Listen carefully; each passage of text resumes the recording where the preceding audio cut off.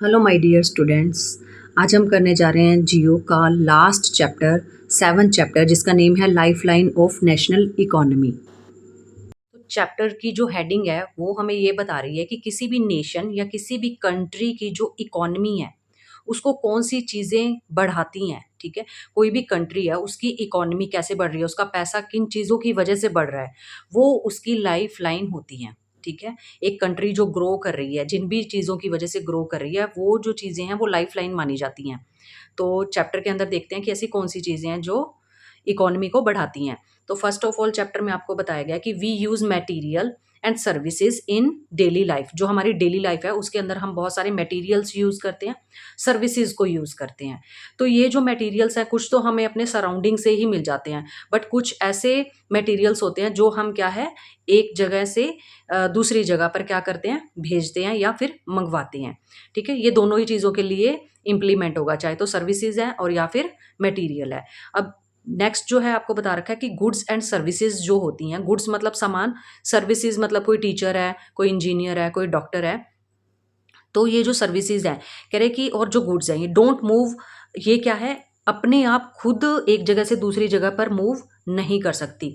तो इसके लिए क्या है, हमें ट्रांसपोर्ट चाहिए होगा। जो ट्रांसपोर्ट है वो एक जगह से दूसरी जगह पर सर्विसेज को, लोगों को भी पहुंचाता है और गुड्स को, सामान को भी पहुंचाता है, जिसकी वजह से क्या है, देश चलता है। ठीक है, तो यही क्या है, लाइफलाइन भी है एक तरह से। ट्रांसपोर्ट जो है लाइफलाइन माना जाएगा नेशनल इकोनॉमी का। तो यहाँ पे बताया गया आपको, the development of a country depend on transport and communication. कोई भी कंट्री है वो जब क्या है डेवलपमेंट करेगी, जब भी उसकी डेवलपमेंट होगी तो वो किस चीज़ के ऊपर डिपेंड होगी, ट्रांसपोर्ट के ऊपर और कम्युनिकेशन के ऊपर। तो ये दोनों ही यहाँ पर क्या मानी गई है, life line of national economy, जो कि आपके चैप्टर की हेडिंग है। देन आपको यहाँ पर बताया गया, these are called life line of national economy because they connect people, goods and services. अब ये जो चीज़ें हैं जैसे ट्रांसपोर्ट है या कम्युनिकेशन है, ये क्या काम करती हैं, ये लोगों को और गुड्स को और सर्विसेज को क्या है आपस में इंटरकनेक्ट करती हैं, जिसकी वजह से क्या है देश का जो है एक तरह से इकोनॉमी ग्रो करती है। तो इसलिए इनको क्या है, life line of national economy माना गया है। किन किन चीज़ों को, एक तो आपका ट्रांसपोर्ट आ जाएगा, दूसरा कम्युनिकेशन आ जाएगा और तीसरा आपको ट्रेड भी आ जाएगा इसके अंदर। देन ये जो है ट्रांसपोर्ट, कम्युनिकेशन, ट्रेड, ये तीनों ही चीज़ें आपस में क्या है, इंटरडिपेंडेंट है, कॉम्प्लीमेंट्री टू ईच अदर। ठीक है, कोई भी इनमें से अगर एक चीज़ को हम रिमूव करते हैं तो नेशन की जो इकोनॉमी है वो ग्रो नहीं कर पाएगी। तो ये तीनों ही चीज़ें जो ट्रांसपोर्ट, कम्युनिकेशन और ट्रेड आपस में क्या है, एक दूसरे के कॉम्प्लीमेंट्री हैं। देन इसके बाद हमको बताया गया, a dense efficient network of transport and communication is prerequisite for local, national and global trade of today।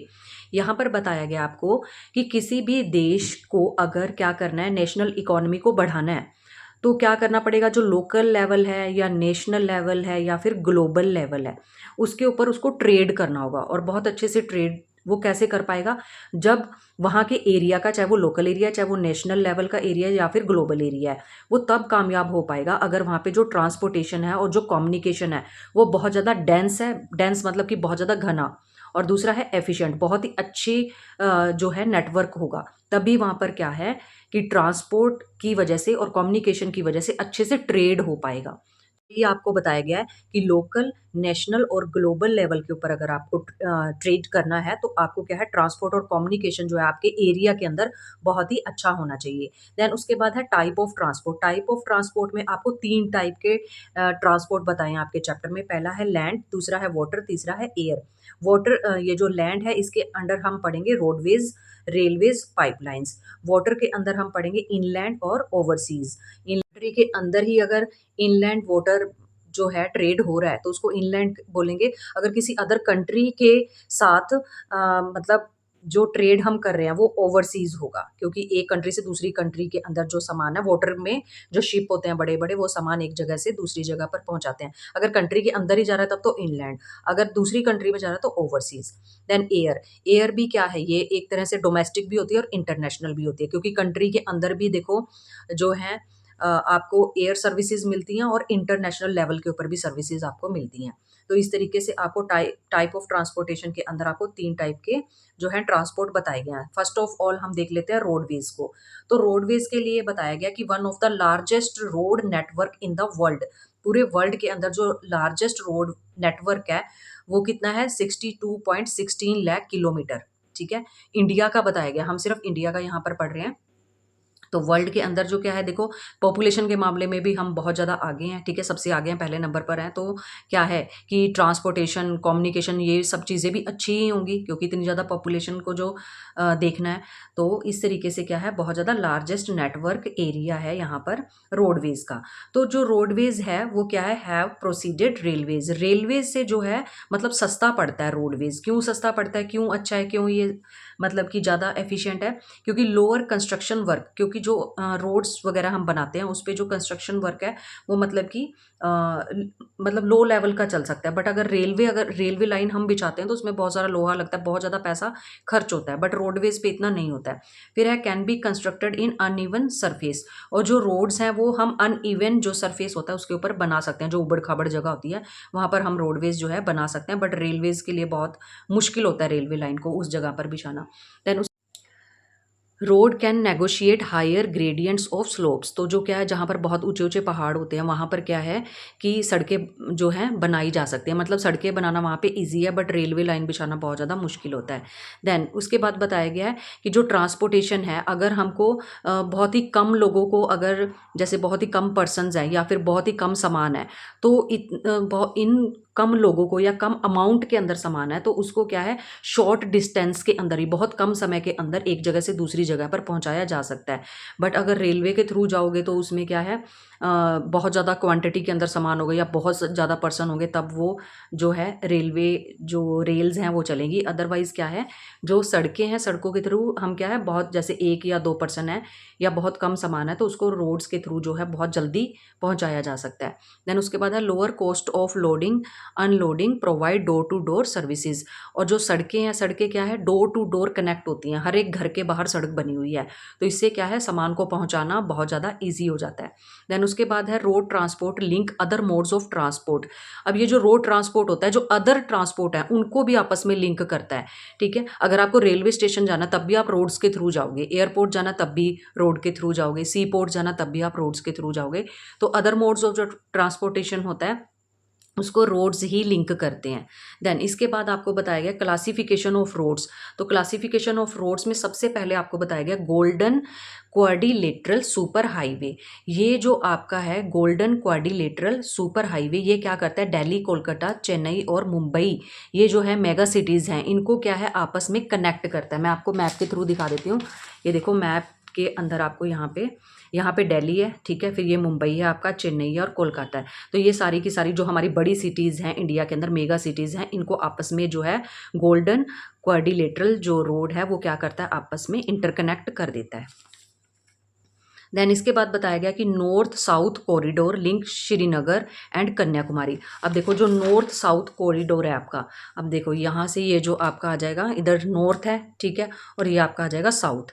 तो ये क्या है कि ये बता रहे हैं कि श्रीनगर से आपको यहाँ पर आपका आ जाएगा कन्याकुमारी, ठीक है। तो ये इस तरीके से क्या है, ये जो है रोड जो है, ये गोल्डन क्वाड्रिलेटरल जो रोड है, ये आपस में क्या है, इंडिया को जोड़ रही है। देन उसके बाद क्या है, ईस्ट टू वेस्ट भी एक तो इस तरीके से जोड़ रही है इंडिया को, दूसरा इस तरीके से भी जोड़ रही है। तो यहाँ पर इन्होंने बताया कि जो आपका ये है आपका वेस्ट के अंदर पोरबंदर है, पोरबंदर कहाँ पे आपका, गुजरात के अंदर है। देन ईस्ट के अंदर है आपका यहाँ पे सिलचर कहाँ पे है, असम में है। तो इस तरीके से भी ये जो गोल्डन क्वाड्रिलेटरल रोड है ये भी क्या है, इंडिया को इस तरीके से भी जोड़ रही है, ठीक है, वेस्ट टू ईस्ट भी जोड़ रही है, नॉर्थ टू साउथ भी जोड़ रही है। तो इस तरीके से क्या है, ये जो गोल्डन क्वाड्रिलेटरल सुपर हाईवे है ये पूरे इंडिया को क्या कर रहा है, आपस में कनेक्ट कर रहा है।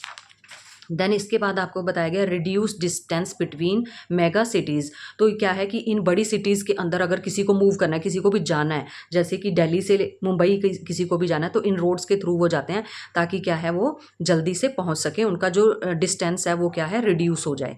देन उसके बाद है national highway authority of India, जो इसके मेंटेनेंस का काम है ना, कि इसको मेंटेन कौन करके रखता है, तो NHAI इसको मेंटेन करता है। National highway authority of India के हाथ में होता है इसका सारा का सारा कंट्रोल।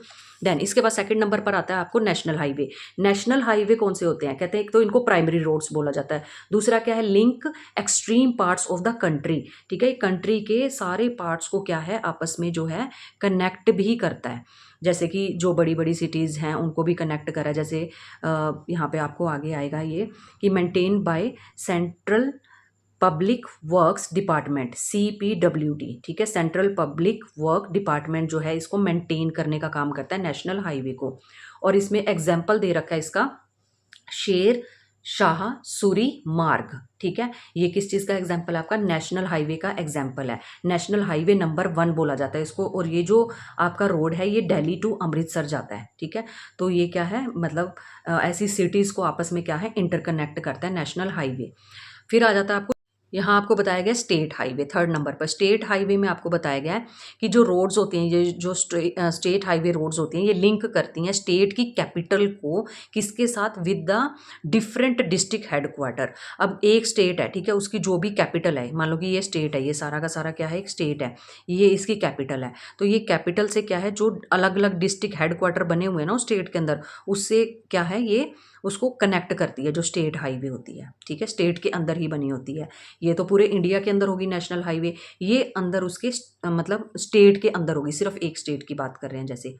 ठीक है, देन उसके बाद आपको आ जाता है कि इसको मेंटेन करने का काम कौन करता है, इसको कंस्ट्रक्ट कौन करता है, तो पब्लिक वर्क डिपार्टमेंट। ठीक है, PWD, जैसे कि यहाँ पे CPWD था, तो C यहाँ से क्या है, मतलब C यहाँ पे रिमूव हो जाएगा, तो PWD रह जाएगा। देन इसके बाद आपको बताया गया है डिस्ट्रिक्ट रोड। अब ये जो डिस्ट्रिक्ट रोड्स होते हैं इनका क्या काम है, ये किसको कनेक्ट करते हैं, connect with district headquarter with other places. जो डिस्ट्रिक्ट का हेडक्वार्टर होता है उसको अदर प्लेसेस के साथ, जैसे कि डिस्ट्रिक्ट हेडक्वार्टर है, अब ये इसको अदर प्लेसेस के साथ, जैसे रेलवे स्टेशन है, स्कूल है, हॉस्पिटल है, कुछ भी है, ठीक है, उसके साथ क्या है, मतलब कनेक्ट करता है डिस्ट्रिक्ट रोड्स। देन उसके बाद आ जाते हैं आपको अदर रोड्स। अदर रोड्स में क्या आ जाएगा, जो रूरल एरियाज होते हैं वहाँ पे क्या है, जो विलेजेस के अंदर जो सड़कें होती हैं वो टाउन्स के साथ जाके मिलती हैं। ठीक है, कस्बों के साथ जाके मिलती हैं। तो ये जो है आपको रोड्स, ये जो अदर रोड्स बनती हैं ये रिसीव करती हैं प्रधानमंत्री ग्रामीण सड़क योजना से, जो है इसको मतलब कि वो इसको देखते हैं और वही क्या है इनका मेंटेनेंस वगैरह का काम करते हैं। ठीक है, जो भी गांव की सड़कें हैं, अगर वो सड़कें जो है टाउन तक पहुंच रही हैं, ठीक है, तो वो क्या है अदर रोड्स के अंदर आती हैं और उनको जो ग्रांट है, जो पैसा है, वो प्रधानमंत्री ग्रामीण सड़क योजना के अंतर्गत या उनके अंडर ही उनको पैसा मिलता है और उनका मेंटेनेंस का काम चलता है। देन फिर आ जाते आपको ये बॉर्डर रोड्स, ये लास्ट है आपकी बॉर्डर रोड जो है आपकी, ये बॉर्डर रोड ऑर्गेनाइजेशन 1960 के अंदर बना था, 1960 में बॉर्डर रोड ऑर्गेनाइजेशन बना है। तो ये क्या काम करते हैं, maintain roads in the border area, जो होते हैं ना जहाँ जहाँ पे भी बॉर्डर एरिया, वहाँ वहाँ पे ये मेंटेनेंस का काम करती हैं सड़कों का। ठीक है, यहाँ पे आपको देखो बता रखा है कि the world longest highway tunnel जो है उसका नेम है अटल टनल।